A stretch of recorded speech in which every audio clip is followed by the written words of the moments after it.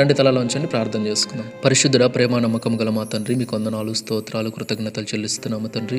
ఈ ఉదయకాల సమయంలో మరొకసారి తండ్రి నాయన ప్రభా, ఈ వాక్యం ద్వారా మాతో మాట్లాడినందుకు మీకు వందనాలు, స్తోత్రాలు, కృతజ్ఞతలు చెల్లిస్తున్నాము తండ్రి. అవును ప్రభా, ఎన్నో తప్పులు చేసాం, ఎన్నో పొరపాట్లు చేసాం, ఎన్నో పాపాలు చేసాం, మీకు నచ్చినట్లుగా ప్రవర్తించాం, మీకు ఆయాసకరమైన జీవితం జీవించాం, అనేక మార్లు మిమ్మల్ని బాధించాము తండ్రి. మీ గాయాలను రేపం.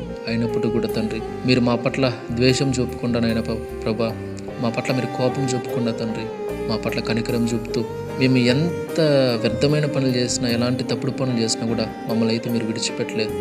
ఈ లోకంలో మేము చూసుకుంటే మా తప్పులు పొరపాట్లను బట్టి మనుషులైతే మమ్మల్ని విడిచిపెట్టేస్తారు, మమ్మల్ని అసహించుకుంటారు, ద్వేషిస్తారు.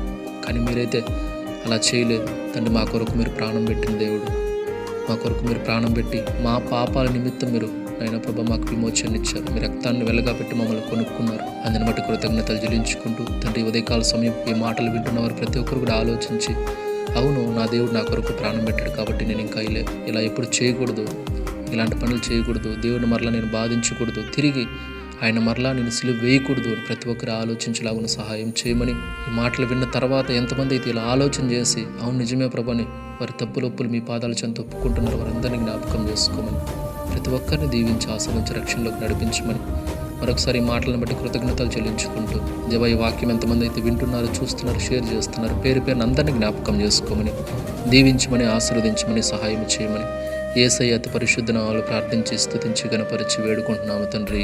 ఆమేన్. దేవుడు మీ అందరినీ దీవించి ఆశీర్వదించును గాక. ఆమేన్.